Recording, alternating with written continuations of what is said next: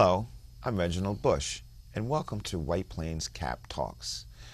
I'm the Area Director for White Plains Community Action Program. The White Plains Community Action Program is a program under the umbrella of Westchester Cooperative Opportunity Program, also known as WestCOP. And we deal with issues, programs, and services with individuals and families who are at or below the poverty line. And that entails many, many things that come out of my office. We've got an emergency food pantry. We do employment and training services, after-school programming, and the list goes on and on and on. If you'd like more information on what we do, you certainly can go to www.westcop.org. Of course, my office is located here in White Plains at 70 Ferris Avenue. So White Plains CAP Talk is a show that I'm doing to talk to some people in and around White Plains about certain issues and things that affect those that are at that poverty line. And today I'm so pleased to have with me the Honorable Ken Jenkins. Hi, Ken. Hey, I'm happy to be here with you, Brother Bush. How have you been? I've been very good. How about you, Rich? I've been well, thank you very much. So I'd like to ask, who is Ken Jenkins? And I know that that most of us know you as that important guy that sits in the building and commanding a lot of stuff with the Board of Legislators. But who is Ken Jenkins before all of that? Oh, well, I'm still that same person now. I just have to happen to have a corner office at the present moment. But I'm just still the same person that's been an activist in Westchester County for over 25 years. I live in Yonkers. I represent the 16th Legislative District. I've been married for a while, like close to 30 years. Wow. 3 children, the whole 9 yards. And again, I've been an activist. I was president of Yonkers NACP. I was president of the Yonkers Community Action Program. So most people don't realize that. Yeah. And sat on many different boards and commissions, and certainly, again, been very concerned about the community. I've been fortunate enough to not have anyone run against me since my special election, and when I replaced Senator Stewart Cousins when she moved up to Albany. And it's been a privilege and an honor to serve as chairman of the Board of Legislators. So now, and we also know, as many of us know, that that you did programs for Channel 12 with political stuff, right? Well, I did that for a little while. I was also, from the political side, I was the secretary of the Westchester County Democratic Committee, when Andy Spano was the chair of the county committee. Certainly have been the president and chair of the Yonkers Democratic Committee. Did that for 6 or 7 years. Was involved as a district leader, moved up the line of vice chair and first vice chair, and then eventually to be the chair. And then that opportunity in 1997 gave me an opportunity to be on News 12 when Dave Alpert, the chairman of then the county board of the County Democratic Committee, recommended me to be one of the people that was the Democratic analyst. And we got a shot to do that. They said, let's give it a try, do it for a couple of shows, see how it turns out.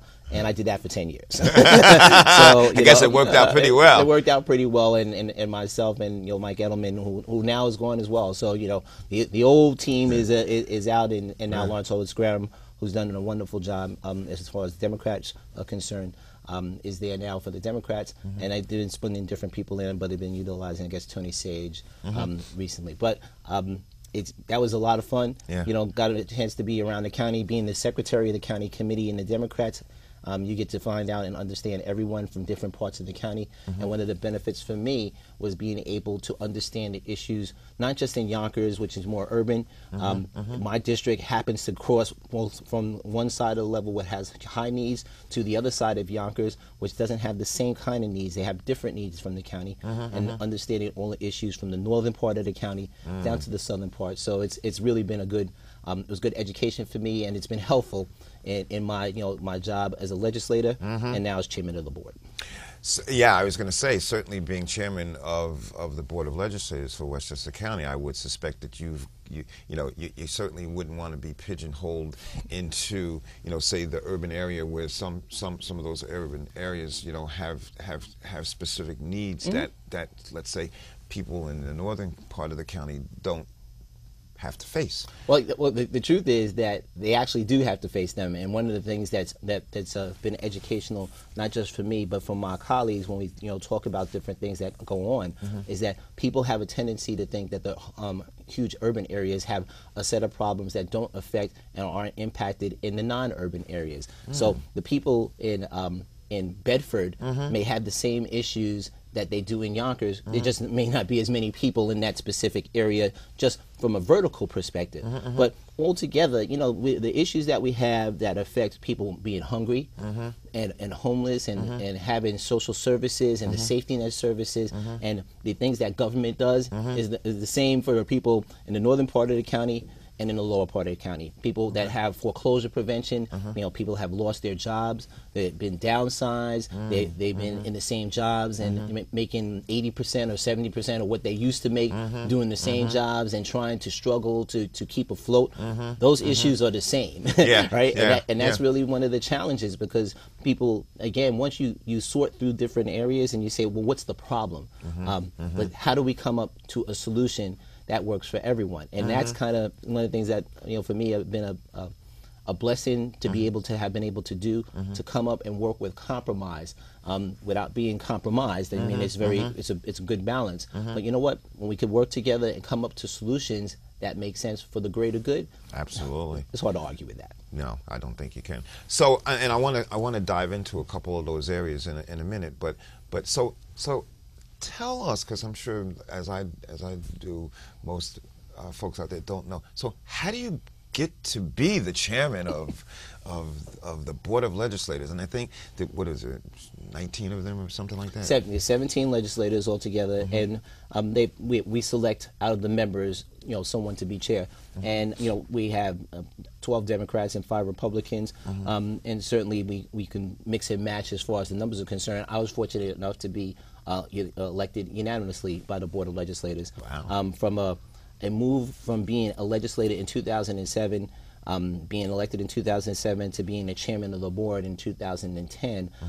A lot of people said that that was a quick move up the ranks, but I attribute it to a few things. One is that I had great colleagues around me that were able to give me a lot of education as far as being a legislator was concerned. People like Lois Bronze and people like Clinton Young, who was my colleague for a short period of time before he moved on to Mount Vernon. Certainly people like Bill Ryan, who was the chair of the board for 6 years during that time. Marty Regowski, who was the majority leader, Tom and Abinanti, all the team, to work together to understand what being a legislator was about. But to me, it wasn't different than being an activist, and that's kind of the way I look at it. Being an activist, being involved and engaged, listening to problems and coming up with creative solutions, not being afraid to say, hey, okay, let's try something different. And being smart enough to know that I don't have all the answers, right? So that was, I guess, part of the reasons that people elected me to be the chair, right? And again, on both sides of the aisle, my colleagues in Yonkers seconded my nomination as the Republicans to be on the board, so that we had a unanimous vote.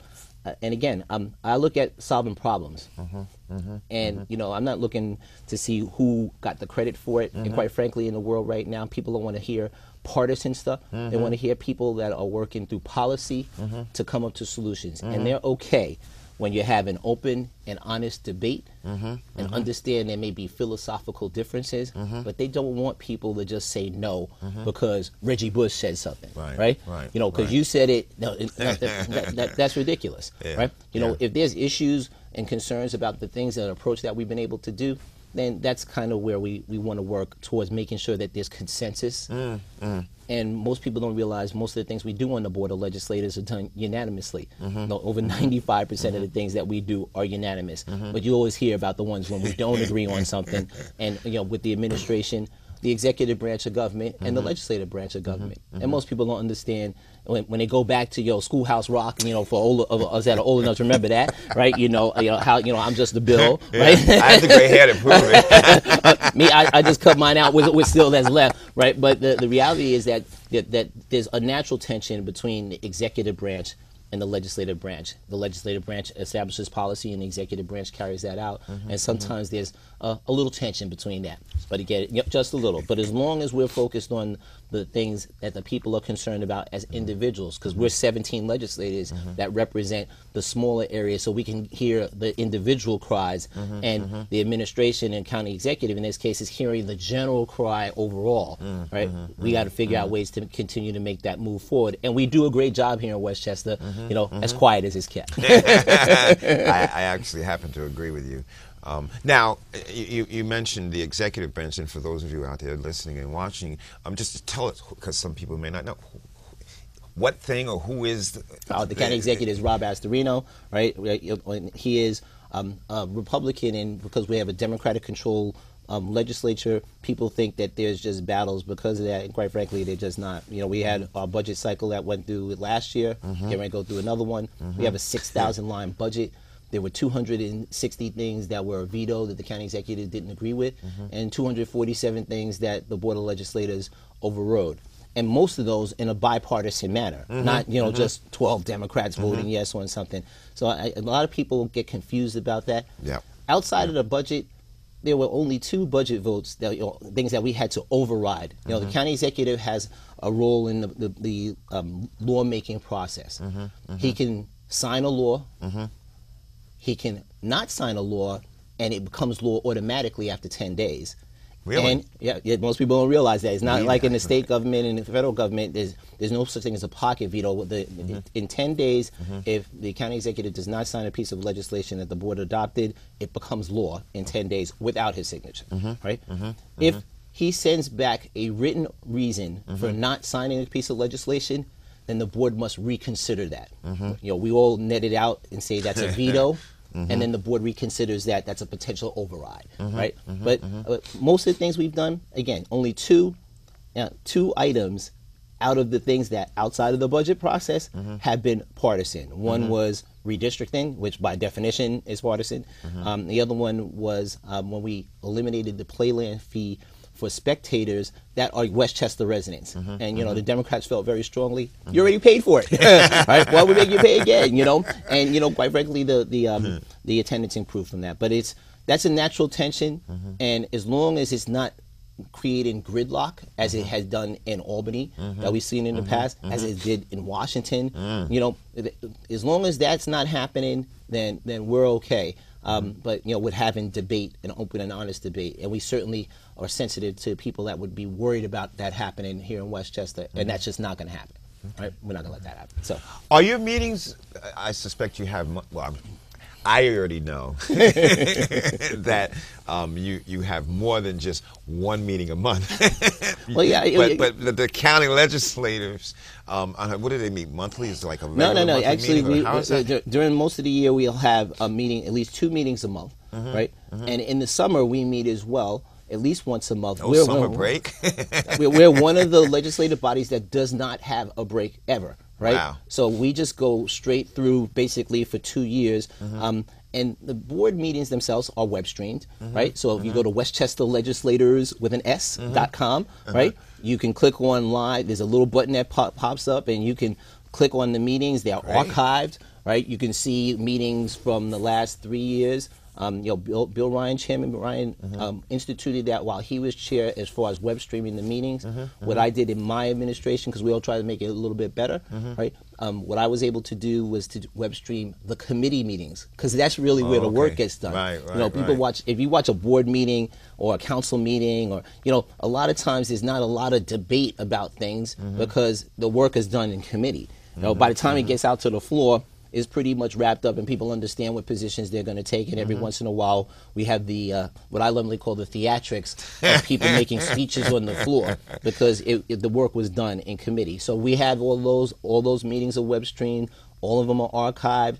We did something, and I got to thank my communications team, and the person is on maternity leave right now, so we're not going to say who that is, but she was fantastic in what she tells me, making the impossible possible, right? Because I'm a techno person, techno geek kind of person. I may not look at, oh man, I'm a computer. My degree's in computer science and information systems. Is it really? So what?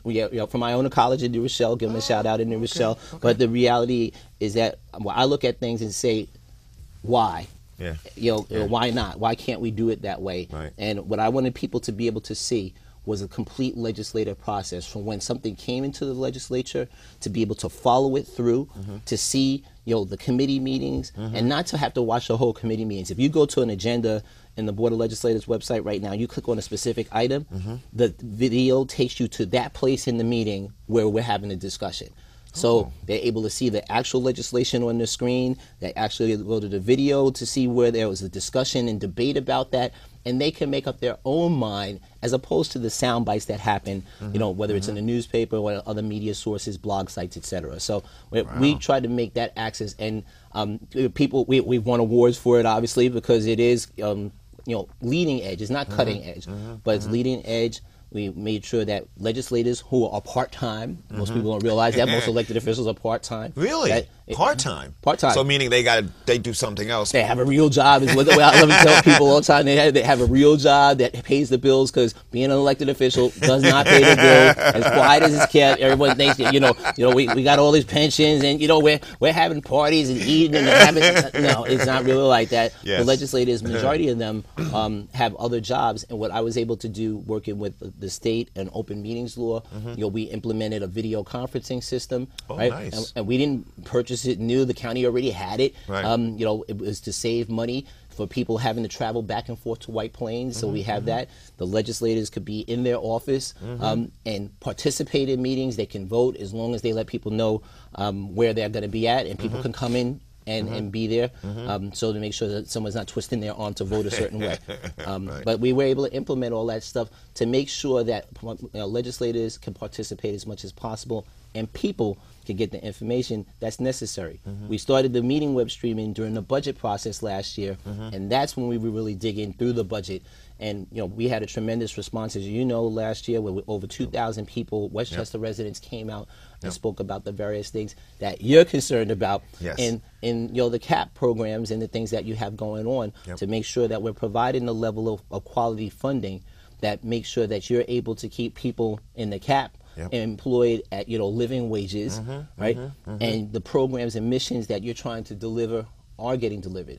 Most people don't know the county uses 820 different contract agencies. When people think, oh yes, the county can outsource, it's like, no, we're pretty much outsourced on activities as they are right now. So WestCOP provides a good deal of support through the various agencies that they have to provide services, whether those are daycare services, whether those are victims assistance services, whether those are child care services, whether it's great housing programs, all things, job training programs, all those things that we do in the county, we use a lot of partners to do, because it helps control costs at one level, because you all get to do it much more efficiently sometimes. But the fact is at a certain level, there's no more to cut. Right. So either we're doing less with less, is the way I tell people. We're not doing more with less. We're doing less with less. And trying to make those choices and balance out is really the issue. And that's when your first point, when you mentioned, well, the people in the northern part of the county may not think they need those services. Well, you know what government's about is making sure when you do need those services, we're there. So, people ask, well, why would we have an emergency services, for example, and then you have a hurricane, right? Or then you have a bunch of flood. Well, we had the second most rainiest year in the country ever in history. So we had a lot of rain that fell. Well, you know what happens? Westchester's a really big hill, right? It is, and the water kind of goes. Well, it actually is a big hill from a topography perspective. So from the northern part of the county to the southern part, the water goes basically the floodplains in Larchmont and Mamaroneck, and in Yonkers, and in Bronxville, and that flooding over there. So that all water rolls downhill. But the flooding that we have, the emergency services like a hurricane, the coordinated services, the regional support that the county does, all those things are costly. They're discretionary. We don't have to do them. But if we don't do them, then you have 43 municipalities going crazy. So we gotta work through that. So. And there's some services, Ken, that I believe are just mandated from the state.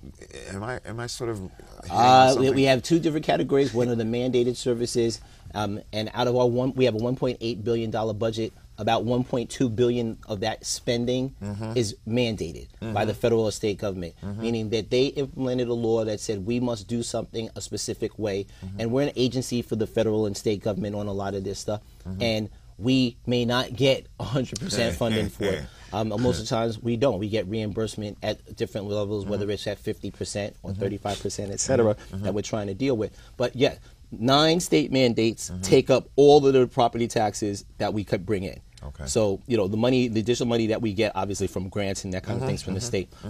The discretionary things are things like emergency services that we don't have to do. It's the things that say, well, why would you want to do it? It's some prevention services that we don't, the Office of Senior Services, we don't have to do that, right? But you know something, we have aging population, and guess what? We want to make sure people get to age in place and stay in Westchester County, which means that we have to develop fair and affordable housing in those communities, because when all of a sudden someone retires and they were making X income, and now that income has dropped by 80% because now they're retired and they're on a fixed income, right? How do we maintain them in the community without having some other kind of housing that's available? And that's the kind of things that we have to continue to work on, because we want people to stay in Westchester. We don't want to send them to nursing homes and that kind of thing, or send them to Florida or whatever.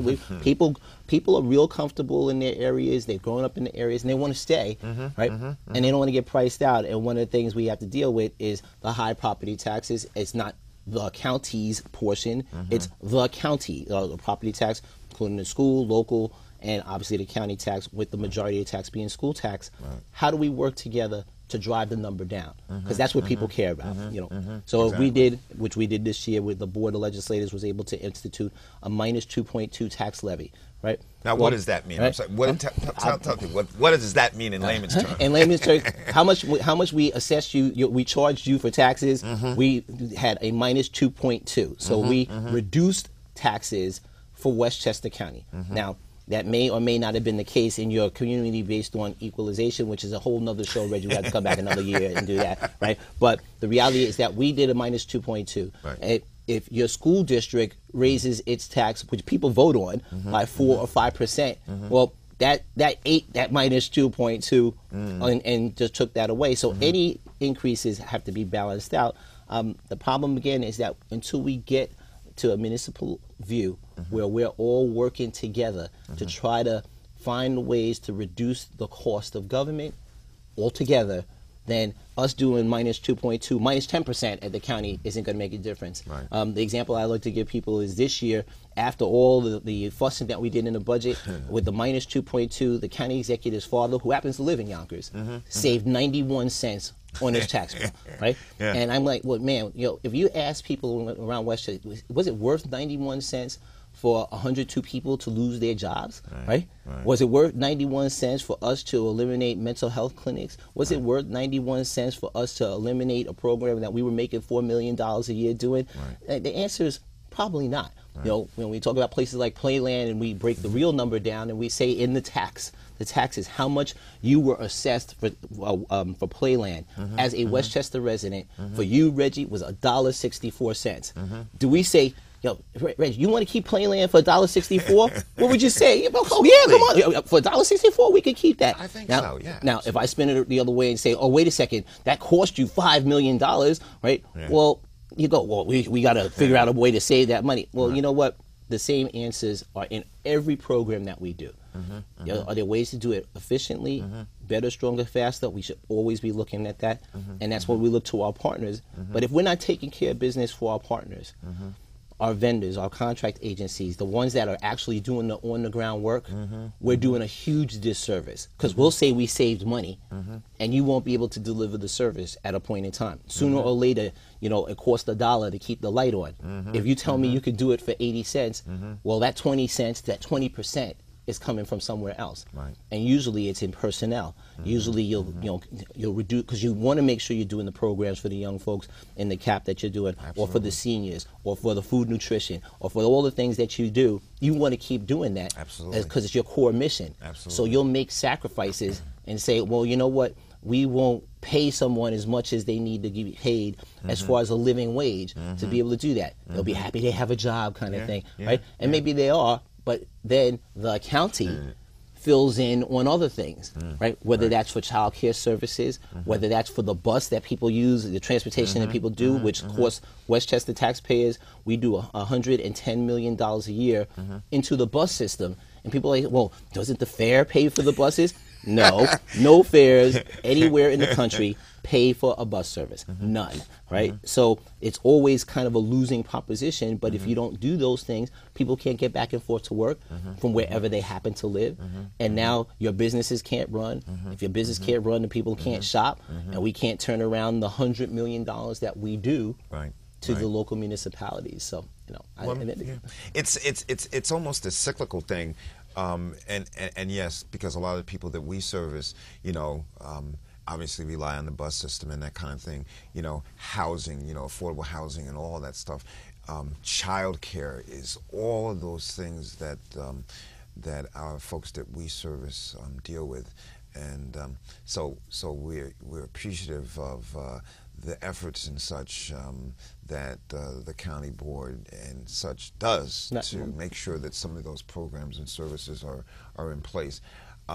As we wind down, and I'll have to say, I'll see you when I see you. I understand. You know, anything that you'd like for our listeners out there to know, or anything in a 30, 40 second kind of thing that you can tell the population public? Well, what I would say, Reggie, is that what people need to do is be engaged with their local elected officials, whoever they are, right? Because that makes a difference in the decisions that we make.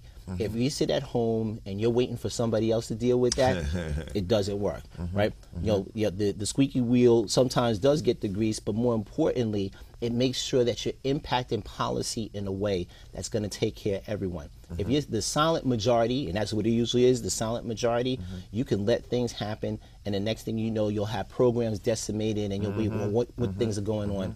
So we have to understand that government's in place for a reason, right? And you know, if it wasn't necessary, then it wouldn't be here. Government's in place for a reason, but we need everyone's input and support to be able to make the decisions that make sense based on what their needs are. So that's what I would love to say to everybody, and to make sure that they continue to support the people out there, their choice of candidates, etc. But they need to make sure their voice is heard. Well, Chairman Jenkins, this has been wonderful speaking with you. And again, I'm Reginald Bush, and this is White Plains CAP Talks. Thank you very much. Thank you, Reggie. Good to see you. Good seeing you.